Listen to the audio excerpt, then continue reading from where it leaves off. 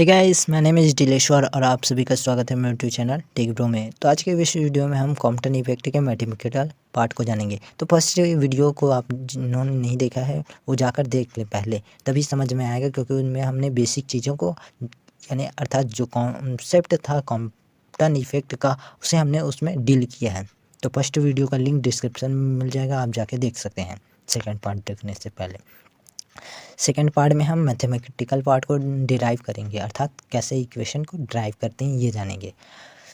तो यहाँ पे सबसे पहले जो कॉन्सेप्ट था हमारा कि इलेक्ट्रॉन को हम रेस्ट में मानते हैं और यहाँ पे एज जो विकिरण है हमारा वो आपतित होता है इस पे, इस डायरेक्शन में। यहाँ पे इलेक्ट्रॉन को करते हैं यहाँ से ड्राइव। यहाँ पे लैम्डा तरंगदैर्घ्य म्यू आवृत्ति वाली एक एच म्यू ऊर्जा वाली विकिरण इलेक्ट्रॉन पे आपतित हो रही है।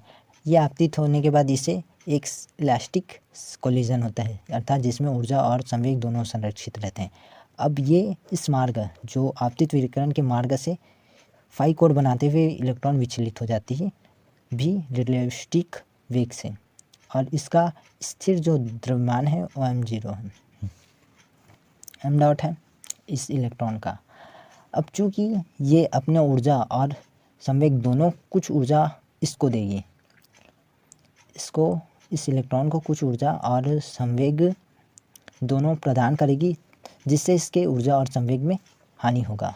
और ऊर्जा में हानि से इसके आवृत्ति में कमी होगी, क्योंकि म्यू के ऊपर डिपेंड करता है ऊर्जा में कमी अर्थात म्यू में कमी, और म्यू में कमी अर्थात लैम्डा में वृद्धि।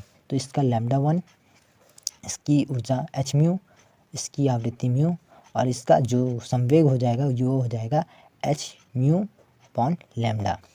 अब जो टकराने के पश्चात जो विकिरण है उसकी तरंगदैर्घ्य में वृद्धि हो जाती है, और ये इसकी तरंगदैर्घ्य एल डैश है, नहीं लैम्डा डैश, और इसकी आवृत्ति म्यू डैश, इसकी ऊर्जा हो जाएगी तो एच म्यू डैश, और संवेग हो जाएगा इसका H mu dash upon lambda dash.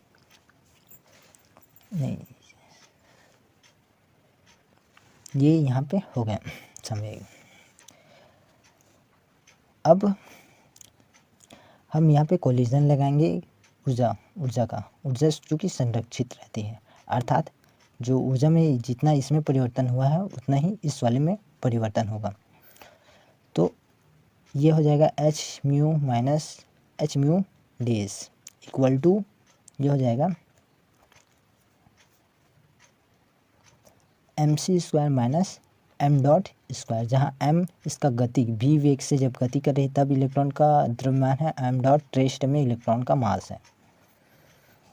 ये हमारा ऊर्जा संरक्षण के नियम से।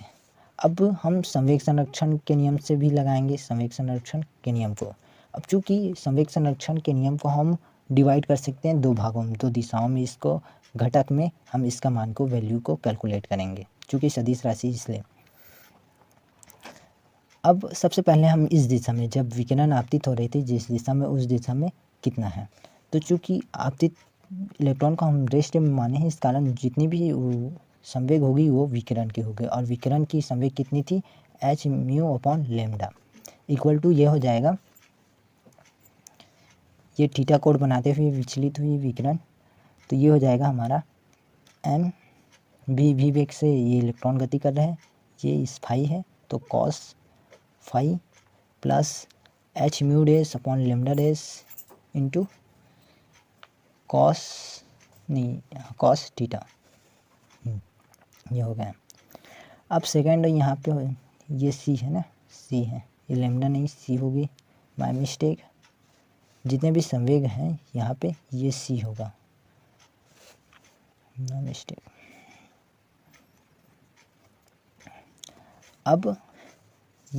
अब हम ऊर्ध्वाधर अर्थात इस अक्ष की ओर इसका वैल्यू कैलकुलेट करें, संवेग संरक्षण का नियम लगाएं, अक्षीय संवेग संरक्षण।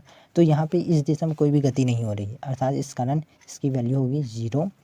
ये हो जाएगा एम वी इस दिशा में, तो ये हो जाएगा M V sine phi minus लगेगा, चूँकि ये इस दिशा में अपर को हम प्लस में लेते हैं और ये प्लस में रहेगा एच, ये सी है ना, एच म्यू डेस अपॉन सी साइन थीटा। अब हम फाई वालों को एक तरफ पक्षांतर कर लेंगे और इनको, ये जो है इनको एक तरफ कॉस थीटा वालों को, इन फाइव को अलग के लिए रख देते हैं और इनका वर्ग करेंगे। तो इनका वर्ग करने पर हमें क्या प्राप्त होगा, इनका वर्ग करने पर हमें M B cos phi plus M square भी square sine square phi cos square phi होगा। और इस तरफ इनको स्क्वायर करके जोड़ने पर ना, इसको ये वाला पक्षांतर किए थे तो ये हो जाएगा H mu upon C minus H mu dash upon C into cos theta पूरे का स्क्वायर प्लस यहाँ पे इसके लिए ये वाला पार्ट है, इस तरफ पक्षांतर किया गया था, सिंगल पार्ट है तो डायरेक्ट लिख सकते हैं हम H square mu dash square into sine square theta upon C square. चूँकि इनमें से हम एम स्क्वायर भी स्क्वायर को कॉमन निकाल सकते हैं, जिससे बचेगा cos square five plus sine square five जो इक्वल टू 1 होता है। तो हम इसको डायरेक्ट लिख सकते हैं एम स्क्वायर भी स्क्वायर इक्वल टू, इनमें कॉमन निकाल सकते हैं इन सभी से सी स्क्वायर को, तो यहाँ पे हम लिख देते हैं सी स्क्वायर। इस साइड बचे, इसको हल कर लेते हैं, H square mu square plus H square mu dash square cos square five minus 2h square mu into mu dash plus ये इसको उतार देते हैं H square mu dash square sine square theta, ये थीटा है, यहाँ पे थीटा होगा कॉस थीटा क्योंकि इसके साथ मल्टीप्लाई होगा। M square B square C square equal to ये हो जाएगा, ये आपस में H square mu dash square इन दोनों को कॉमन निकाल देंगे, अंदर में बचेगा cos square theta sine square theta जो इक्वल टू 1 होता है। तो हम डायरेक्ट लिख सकते हैं H square mu square plus H square mu dash square minus 2h square mu into mu dash cos theta, इतना रख सकते हैं। अब हम समीकरण 1 से, ये हो गया हमारा समीकरण 1। समीकरण 1 से हम किसको पक्षांतर कर देंगे, इस वाले पार्ट को इस तरफ ले आएंगे तो हमें मिलेगा M C square equal to ये हो जाएगा H mu into mu minus mu dash plus ये हो जाएगा एम डॉट सी स्क्वायर। अब पूरे का स्क्वायर कर देते हैं, हम पूरे का स्क्वायर कर देते हैं तो कितना वैल्यू होगा, ये हो जाएगा M square C the power 4 equal two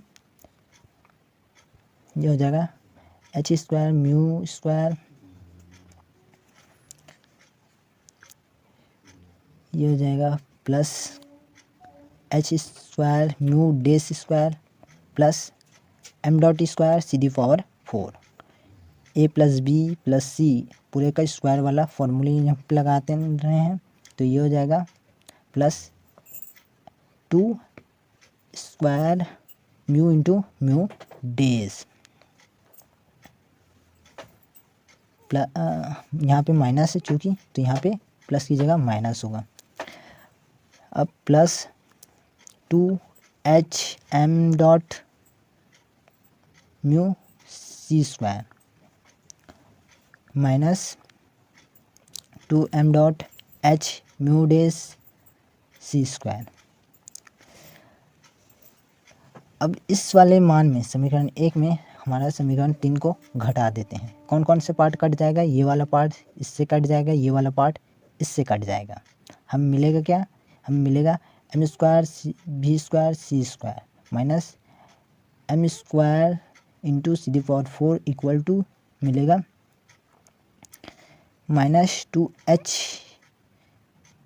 into mu dash cos theta.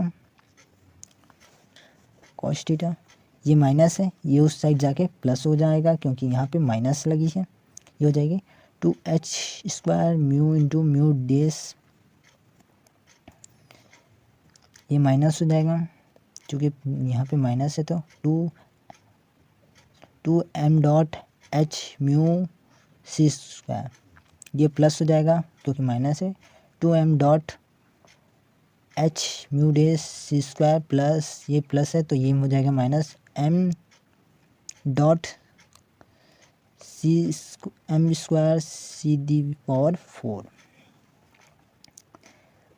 जो कॉमन निकलता है सबको कॉमन निकाल देते हैं, यहाँ पे कॉमन निकालते हैं इतने को, तो ये हो जाएगा 2h square mu into mu dash बचेगा 1 माइनस कॉस थीटा।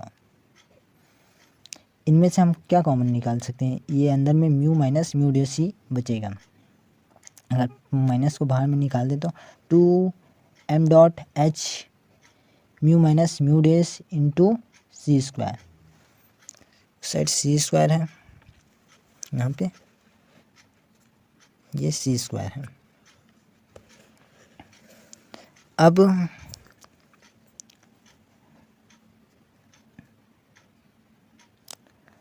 प्लस यहाँ पे माइनस है तो ये minus M dot square C the power 4 इतना वैल्यू है। अब इस वाले टर्म को ए सिंपल करते हैं।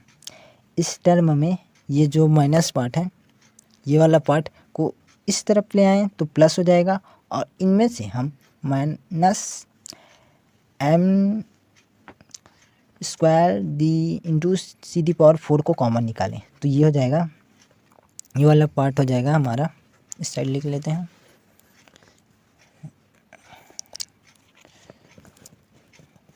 ये वाला पार्ट हमारा हो जाएगा M dot square C the power 4 minus M square C the power 4 common, चूँकि इस तरफ से पार्ट्स वाले से लेफ्ट हैंड साइड्स वाले पार्ट से हमने निकाला था तो अंदर में बचेगा क्या, B square upon C square minus 1 equal to ये हो जाएगा 2h square mu into mu dash into 1 minus cos theta minus 2m dot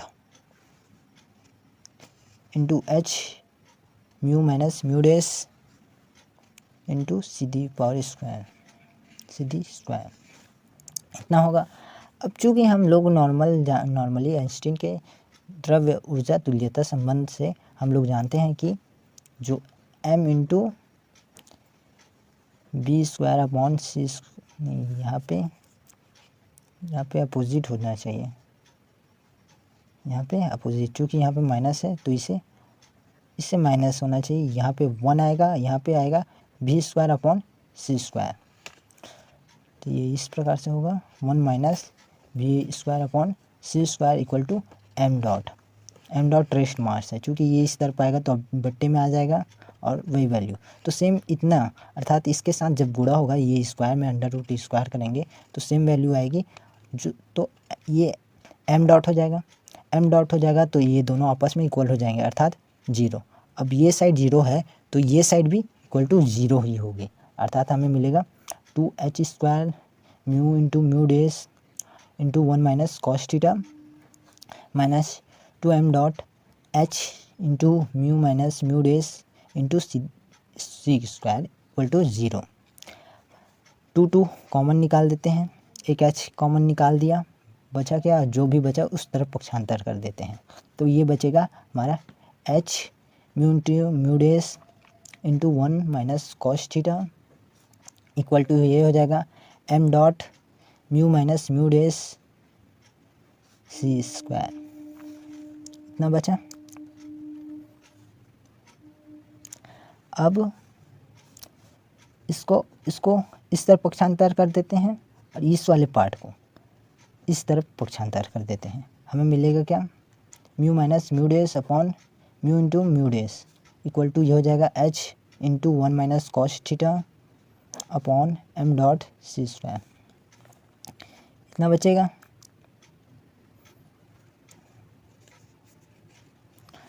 अब चूँकि इसको हम और सरल करें तो ये हो जाएगा 1 minus mu dash minus 1 upon mu equal to h 1 minus cos theta m dot C यहाँ पे सी स्क्वायर है, चूँकि यहाँ पे सी स्क्वायर है तो एक सी को यहाँ पे ले जाते हैं इस तरफ, इतना हुआ।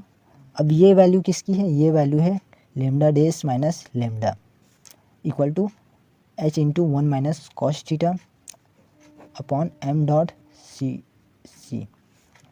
ये वैल्यू है लेमडा में परिवर्तन की, अर्थात तरंग दैर्ध्य में कितनी परिवर्तन होती है उसे दर्शाती है। और इसका मान किस पे निर्भर कर रहे हैं, चूँकि एच, एम डॉट और सी ये तीनों वैल्यू कांस्टेंट है। ये तीनों वैल्यू कांस्टेंट है, अर्थात किस पे निर्भर कर रही है, ये थीटा पे। और चूँकि ये कॉस थीटा है तो कॉस थीटा का मान मैक्सिमम होता है +1 और मिनिमम होता है -1। चूँकि -1 से +1 तक अगर हम +1 रखें, अर्थात +1 कॉस थीटा की वैल्यू प्लस रखें जो इक्वल टू 0 पे होगी, तब ये इसकी वैल्यू में अर्थात तरंग दैर्ध्य में परिवर्तन 0 होगा, इसके मान में 0 परिवर्तन होगा। लेकिन वहीं अगर नेगेटिव रखें अर्थात -1 जब रखेंगे तो इसके वैल्यू में हो जाएगी यहाँ पे कितनी, ये हो जाएगी 2, अर्थात 2h अपॉन एम डॉट सी, इसकी वैल्यू की दुगनी परिवर्तन होगी लेमडा में। तो यही कॉम्पटन ने अपने इक्वेशन से सिद्ध किया और उन्होंने इस कॉम्पटन इफेक्ट परिघटना की व्याख्या की। तो आज के वीडियो में बस इतना ही। वीडियो को देखने के लिए धन्यवाद। अगर वीडियो अच्छी लगी हो तो चैनल को सब्सक्राइब करें, वीडियो को लाइक करें तथा नीचे एक प्यारा सा कमेंट छोड़ दें। अगर सजेशन देना हो तो भी दे सकते हैं। धन्यवाद।